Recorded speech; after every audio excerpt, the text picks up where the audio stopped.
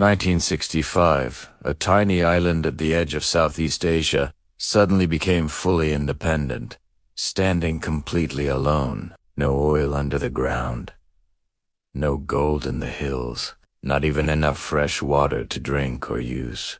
Most nations would have called this a death sentence. Singapore called it day one of opportunity, survival, and strategic planning. When Singapore became independent, the situation was almost hopeless. The population was only 1.6 million people. Housing was overcrowded. Slums were common. Jobs were scarce. Industry was underdeveloped. Infrastructure was minimal.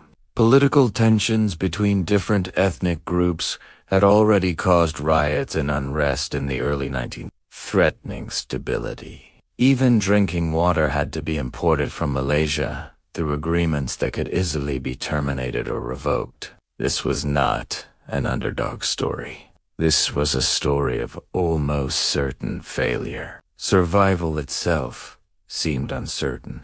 Prime Minister Lee Kuan Yew understood the danger and shared his concerns openly on live television broadcasts, showing raw emotion. But behind the tears was a clear, cold realization.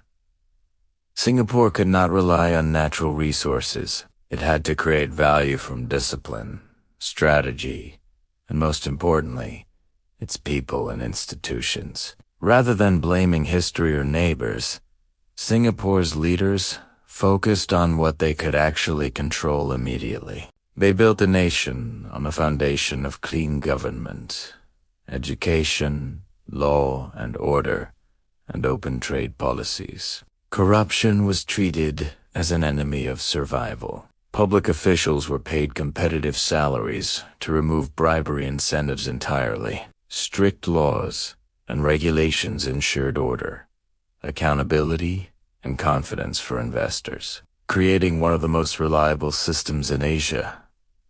Education became a national mission. Schools focused on math, science, engineering, and vocational skills for the workforce. Scholarships were offered to top students. Foreign talent was invited to create a skilled labor force. Over time, the workforce itself became the country's most valuable export. It became the primary reason businesses invested in Singapore. Singapore also made a bold decision to open its doors to global trade and investment, rather than closing off.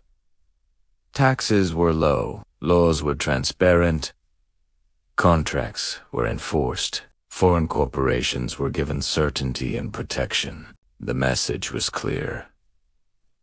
Your money is safe in Singapore. Your operations are protected, and your business will grow. Geographically, Singapore had only one natural advantage: its location on the Strait of Malacca, one of the busiest shipping lanes in the world, connecting East Asia with Europe, the Middle East, and beyond. But location alone does not make a nation rich. Infrastructure and systems are what turn geography into real wealth. Singapore invested heavily in ports, logistics, and maritime infrastructure, creating world-class systems for cargo handling. The Port of Singapore grew into one of the busiest and most efficient ports globally. It handled over 37 million 20-foot containers annually. Ships no longer just passed Singapore, they relied on it. This made the city-state an indispensable gateway between East and West. Once trade thrived, Singapore expanded into finance and banking, studying Switzerland and other financial hubs. Strong regulations, a stable currency, low corruption, and reliable legal systems created a safe environment for capital to flow. Banks, multinational corporations, and investors moved into Singapore, not for resources, but because the system itself could be trusted. Housing and social stability were addressed through large-scale public housing programs by the Housing Development Board. Slums were reduced. Organized communities were built. Citizens' quality of life improved significantly. Economic development boards carefully planned industrial growth. They attracted manufacturing first, then electronics, petrochemicals, and eventually, technology-based industries. Over decades, Singapore climbed the economic value chain. Labor-intensive jobs evolved into advanced manufacturing and high-tech services. Education, training, and incentives ensured a continuous supply of talent for businesses seeking skilled employees. By the 1980s and 1990s, Singapore was no longer just a trade hub. It became a financial powerhouse in Asia. Strict laws ensured predictability. Littering fines, gum bans, heavy penalties for disorder, and stringent traffic rules became the norm. Critics called the government authoritarian. Businesses and investors valued stability and rule of law over political freedoms. Predictability reduced risk. Lower risk attracted capital. Stability became the cornerstone of Singapore's economic success. The results over time were remarkable. GDP per capita rose from a few $100s in 1965 to over $20,000 in the 1990s. In recent years, it has surpassed $65,000 per capita, ranking among the wealthiest countries globally. Unemployment dropped to under 2%. Literacy rates skyrocketed. Living standards transformed dramatically across generations. Singapore's ports became global trade hubs.